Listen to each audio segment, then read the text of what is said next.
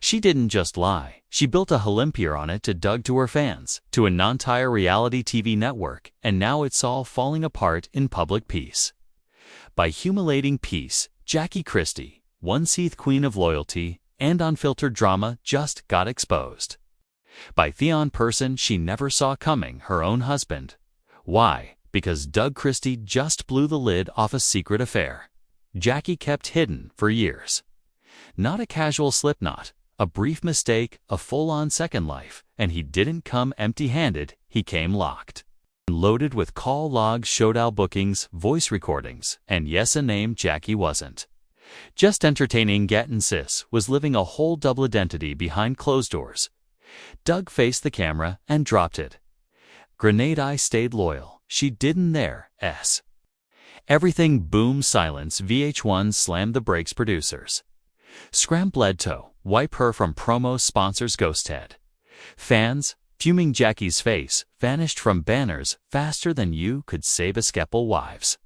So how deep does Therabet hole go? Who's the man?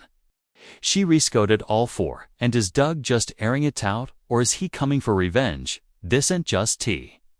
This is scorched earth drama, and it might be the end of Jackie's entire legacy it all started with. Whispers, the kind that sneak through hallways and grip you by the gut. No one believed them at first. Jackie cheating, impossible. This is the same woman who followed Doug around like a security detail during his end-back career. She used to ice out for malreporters like they were trying to stellar man mid-interview, but sometimes the loudest loyalty is just the best smelling cover-up. For years, Doug brushed off the red flags, random trips, shadow phone calls taken only behind bathroom doors, mysterious meetings in cities where she had zero business interest.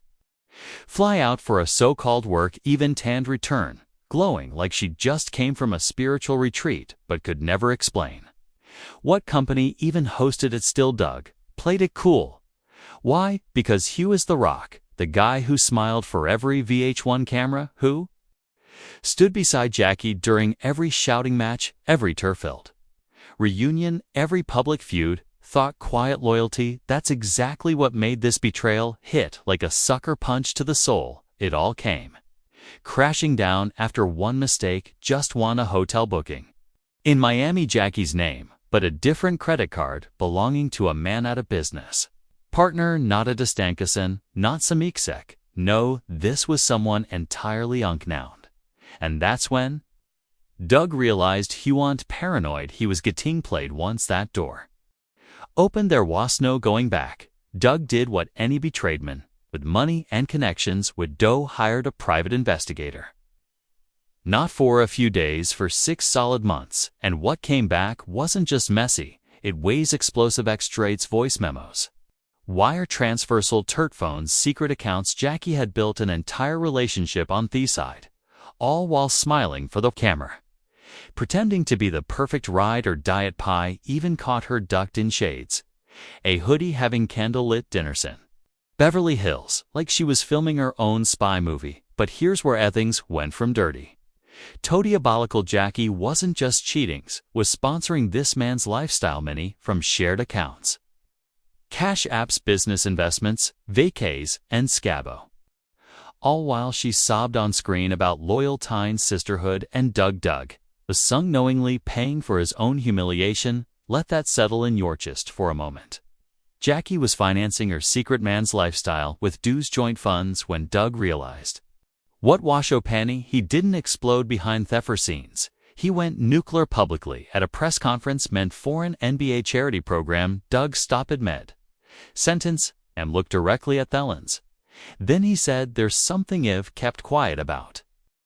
I was lied to 4 years. Jackie Christie, my wife, has been living a double life. I have the proof, and I won't keep covering for someone you never protected me." And just like the chaos, the internet imploded. Twitter turned into a war zone. TikTok threads slid up like wildfire. YouTubers were dropping 30 INOT breakdowns within hours. 4 wives cast started Dunflow. Wives cast started Dunflowing Jackie overnight. Producers crubbed footage. Brand deals collapsed. Their flagship face just became their biggest per nightmare. Jackie's response, cold, controlled, calculated, she posted a shady IG story. When you live your truth, no one can use it against you. Excuse me, that ain't truth. That's a betrayal plot straight out of a telenovela, but it gets worse because just 2 days later, Jackie got summoned. Not a call, not a Zoom in person, cold glass boardroom meeting, the kind where careers go to die. They didn't care about her being a franchise OG. They didn't care she carried reunion specials on her back. What they did care about scrubbing the fire before it burned the whole house down. The message was clear and brutal: your time is up. Jackie was unofficially fired. Just like that, no tribute episode. No final send-off in. Just when the dust was starting to settle, Doug dropped more screenshots, audio, GPS logs, timestamps, and one message broke the entire fandom. Don't worry, baby, Doug still thinks I'm in Atlanta shooting promos. That message was dated during active filming, which means Jackie lied to everyone on set, on camera to her husband's face. She played them all, but guess what? The next move wasn't theirs. Doug had one more surprise, and the Sony played out on national TV. By now, everything should have been buried. Jackie Christie was disgraced and unemployed and exposed on a national scale. Doug Christie had come out of the scandalous, the quiet, resilient husband, the one who took the high road while his wife's secrets flooded the internet. VH1 had moved on. Fans had chosen their sides. Jackie's lover had been identified and dissected by the masses. Any other person would have gone into hiding, but Jackie doesn't fade out. She comes back swinging, and what she did next wasn't about healing, it was about setting Fioretto. What was left less than 72 hours after the network cuties, Jackie resurfaced online. But not to apologize, not to explain. Instead, she posted a teaser trailer, no caption, no context. Just musica, black screen, and her voice whispering, they tried to bury me, but forgot I was a storm.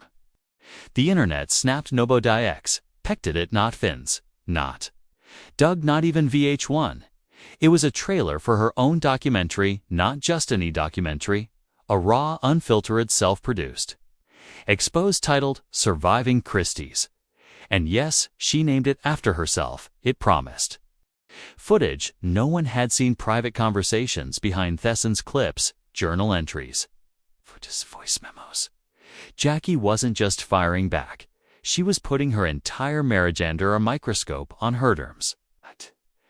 Doug's camp issued a short statement: we won't dignify this with our response, but it was already too late. The trailer racked up over 2 million views in 24 hours. Twitter threads, reaction videos, gossip blogs, it exploded. And then came the preview leak. One clip made it in line: Jackie in a hotel room flipping through handwritten letters. In one of them, Doug allegedly wrote, "I know I've failed you in ways I don't even understand yet." Was it real? Was it edited? No one knew, but the damage was done. Oski was no longer just the woman who got caught cheating. Now she was a woman reclaiming the narrative, turning her scandal into a spectacle, and Doug, he was furious. Insiders close to Doug say he immediately launched legal action. A cease and desist order was filed the next day, claiming Jackie had violated multiple privacy clauses in their prenuptial agreement and shared content record without his consent. But Jackie didn't back down. Instead, she went live on Instagram and said, "If you're scared off the truth, maybe you shouldn't have lived a lie." She wasn't just playing the victim now. She was flipping that. His bored fans were divided. One side screamed, "She's gaslighting everyone." The other side praised her as brave for showing her version, but the real twist: Doug wasn't the only target in her documentary's second teaser. Jackie turned her focus on VH1, chicest producers of knowing about her affair for years and exploiting it. For drama, she claimed they encouraged her to keep things interesting and even booked her travel under fake meeting names to avoid suspicion from Doug. Sheena med names, showed emails, dropped call recordings. Suddenly, the spotlight shifted. Now it wasn't just Jackie versus Doug. It was Jackie versus everybody. Producers began scrubbing Theo's own names. One former editorialist A statement saying Jackie's version of events is creatively manipulated, but Jackie wasn't done. She filed paperwork for a tell. All book deals started teasing interviews, and Yvonne claimed a rival streaming platform had approached her for a limited series adaptation. The scandal wasn't fading, it was evolving. Doug, meanwhile, pulled away from public appearances. His mentorship program paused all media activity. His attorney began filing defamation claims, and through it all, Jackie stood firm, posting cryptic quotes, sharing flashbacks, speaking to the camera was narrating her own biopic. Her message was clear: you don't get to write me ending. But here's the catch: the more Jackie fought for her own truth, the more people began digging again. And that's when a new bombshell dropped on Wallace, her alleged lover. He flipped in a recorded conversation leaked to Thepris. Andre was heard saying, "She told me Doug was cool with it, that they had some understanding. I didn't know she was lying to both of us." The media imploded. Was Jackie running a double-blind affair? Was Andre just trying to save face? Or was this all part of Jackie's master plan to play every side against the middle? Whatever the truth was, one thing had become clear: this was no longer a scandal. It was a war, and just when you thought it couldn't escalate any further, Doug made one final move. That's silence the internet. But for that, you'll need to hear the final chapter, because what Doug did next might destroy a very thing Jackie built forever. Only days after getting dropped from VH1 and buried under a mountain of public shame, Jackie Christie pulled a no one saw coming. Her legal team filed a high-stakes lawsuit that flippeth entire narrative upside down. She was backing away. She was firing back. A multi-million-dollar lawsuit was filed against VH1, the producers of Basketball Wives, and this is where it gets wild. Several unnamed collaborators allegedly involved in orchestrating Jackie's downfall. Translation: Doug might have been working both sides the entire time. According to the lawsuit, Jackie wasn't a liability. She was a setup. The paperwork cast VH1 of exploiting her for chaos, pushing exaggerated plotlines, encouraging her to manufacture drama, and shielding Doug's alleged indiscretions from being aired. Then, when the consequences became real, they cut her loose. But it didn't stop there. Atashito. The filing were internal production mails, and they weren't subtle. These weren't harmless logistics emails. These were blunt, brutal exchanges between producers, assistants, and even cast members. One read: "Let her spiral. She'll give us the finale moment we need, then we'll move on." Another one: "Doug side gave us notice. Let's flip the angle and paint her unhinged." So will the show claim to stand for empowerment behind the scenes. Jackie Wassel likely being baited, filmed, and discarded like reality TV fodder. Jackie made her response loud and public. She posted a screenshot of one email with caption: "They built the trap. I just stopped playing dumb." And just like that, the internet changed its tone. The mockery paused. The laughter faded suddenly. There was outrage. Trending hashtags appeared almost overnight. To justice for Jackie Deshaw, expose VH1. Doug was in on it. Even longtime critics were now asking, did we judge her too soon? Then came the Doug twist. For the most part, Doug had played it clean. A single press conference, a few well-timed appearances, and no public mudslinging. But now Jackie's lawsuit directly implicated him. Her legal team alleged Doug had been secretly working with producers long before the scandal broke, feeding them information, straighting media rollouts, and making side deals for post-scandal spin-offs, not out of pain, not out of betrayal, but for control. And just when people thought it might be another reach, Jackie's camp leaked a voice recording, allegedly Doug speaking with a VH1 exec, saying, "Image Jackie, let me break it to Thodians. We need to cut ties before the next season hits." 12 seconds, that's all it took to shatter Doug's heartbroken husband narrative. VH1 clammed up. Doug's name vanished from new season announcements, even his NBA mentorship pawns. All activity pending clarification. Jackie lit Instagram on fire. Her live streams turned into digital exposies. She dropped DMIs from ex-castmates, revealing producers told them to ghost her or risk being axed. She hinted that Doug had her 4 years and the shower dieted it all out. It wasn't clean, it wasn't polite, it was war. And Warsaws, her following, doubled. Clips from her live streams were reposted by gossip blogs, commentary channels, and even cable news segments covering abuse and reality TV contracts. And then, just when Jackie looked like she was reclaiming her power, VH1 struck back. They hit her with a $10 million countersuit, citing breach of contract, NDA violations, and reputational sorbet. They accused her of deliberately tanking their brands, mirroring producers, and inciting harassment against executives. Jackie's response: a single post, they thought. 80 Sapper I became the headline, and it landed. Vast major platforms began running. Think possessed told. What if Jackie was right? Podcasters started revisiting old episodes for clues. Media outlets that had once crucified her began extending interview invites. Even Doug was starting to show cracks in a taped ESPN sit-down. Admitted, I made mistakes. I let things happen. I shouldn't have. Maybe Weboth got lost in what the cameras needed.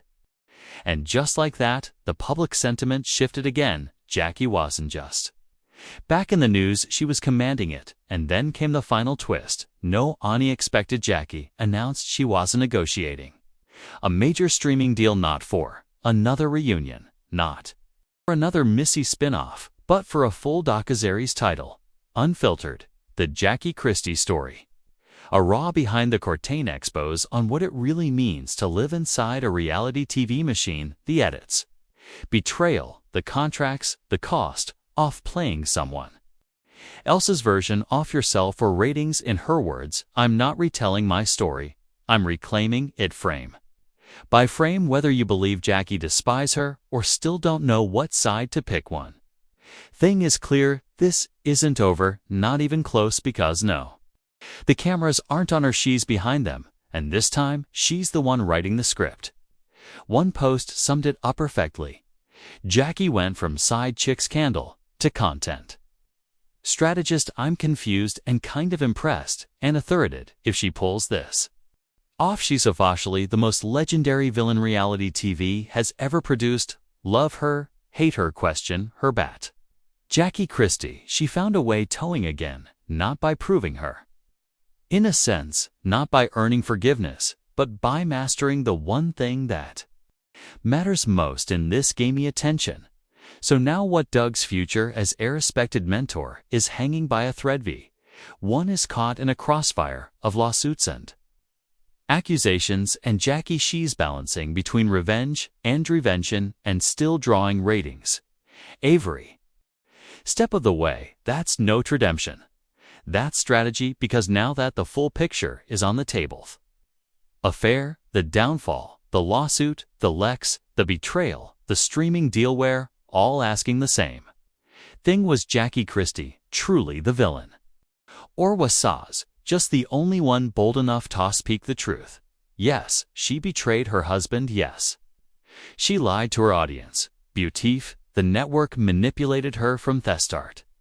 And if Doug played the long game behind the scenes, then maybe we've been watching the wrong story the entire time. From scandal to survivor, from liar to whistleblower, Jackie's still trending, still controlling the spotlight. That's not chaos, that's a calculated move. So now we turn to you. Is Jackie Christie the ultimate manipulator? A woman finally ripping the mask off a toxic machine. Are you team Jackie or team Doug? Should VH1 be held accountably? What insiders claim happened off camera? And is this really about marriage and loyalty? Or about who gets to control camera angles? If you're still trying to wrap your head around this circus, hit the like button if you know there's more coming. More receipts, more fallout, more screts. Hit subscribe and turn those notifications on, because the moment Jackie's docu trailer drops, or if Doug fires back with evidence of his own wheel, be right here breaking every detail down frame by frame, because this isn't a storyline anymore. This is warrant. The next move might just change everything.